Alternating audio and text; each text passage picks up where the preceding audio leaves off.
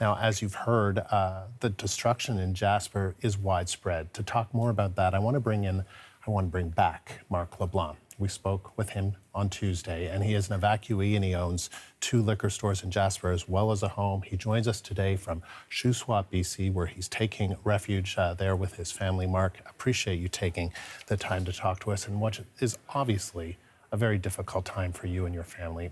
How are you doing? I'm doing okay, thanks, Andrew. It's a bit surreal. Our home burned to the ground yesterday, and we're just processing that and images of the town.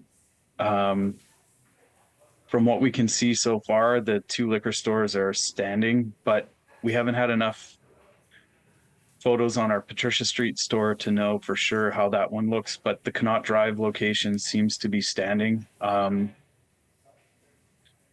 doing okay. We're at my wife's family's cottage in the Shuswap, which is actually quite lovely, and everyone here has been super friendly and understanding, and we're with a couple other families from Jasper who came with us, so I'm sorry, life is going on. Yeah, I'm sorry to hear that you lost your home, and I think we were just looking at some pictures of your home that was.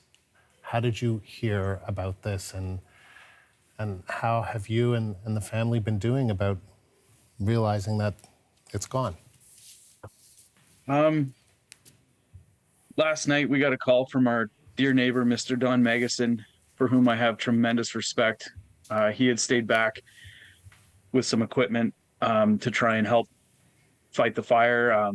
He was evacuated eventually after everybody else, and he called us from Cranbrook, where he's with his family, and he notified us that unfortunately our homes in our immediate neighborhood had been lost. But he's safe and he's with his family. And then we received a phone call later, about 30 minutes or so later, from our dear friend, Mr. Gordon Hutton, who is a Jasper firefighter.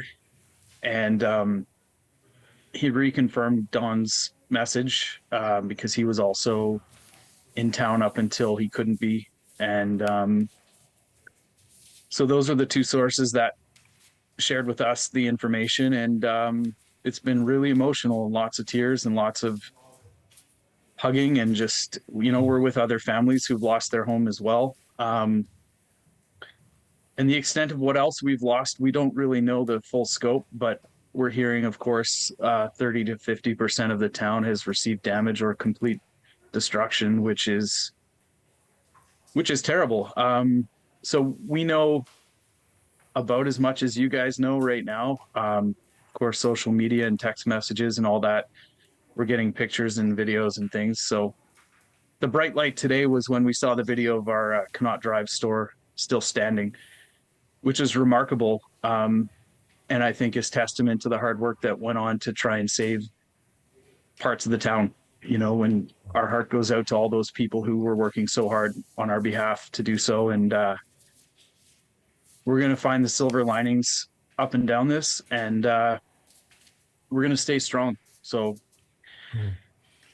yeah, it's just been wild. I can only imagine. How did the talk go with the kids? I think if you recall our conversation the other day, the kids are super resilient, and they're with their friends here, and the setting here is, lakeside with a playground and a dock and a swimming raft. And I think our kids are processing it on their own, and it maybe hasn't fully hit them the way it has hit us, but they're running around having a great time here. So that's actually not so bad.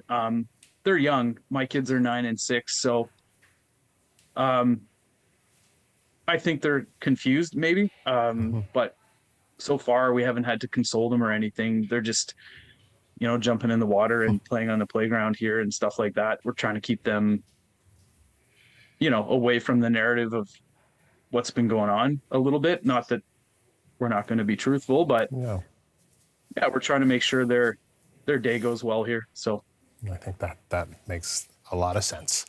Mark, when you hear about, when you see on social media, I mean, some of these images, when you see some of the structures destroyed, and then when you hear, I mean, that this wall of flames, it was 5 kilometers out, wind gusts moved in less than 30 minutes with a wall of flames 100 meters high, hundreds of feet high. I mean, we were trying to sort of figure out how high that is.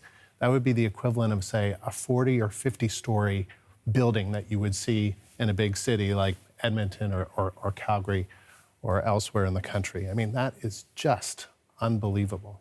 I mean, what goes through your head when you think about that? That's like a worst nightmare. I mean, certainly I've looked out over the horizon south of where we live many, many times. It's absolutely stunningly gorgeous. I look out that way, 5 to 10 times a day. I love it. So picturing that scene approaching our neighborhood like that, I mean, it just has like a Hollywood type image in my mind. But I did see one photo taken from Cabin Creek Drive looking southward towards Patricia Street, and there's a home on fire, which is sort of diagonally right behind my house, and you can see a plume of smoke and some flames coming from behind the home. And that was really an emotional image for us to see, because of course that's obviously our home in flames. And so yeah, just processing all of it is really challenging and stressful to kind of think about. But Jasper's a visually stunning place, so it's devastating to think of that. I guess I can understand how that could happen given the extreme high temperatures we've had lately and the dry tinder forest that's surrounding the town. It's not hard to imagine the conditions were maybe perfect for that kind of a thing, even though you just never, I mean, you never go on thinking that's going to happen. I mean,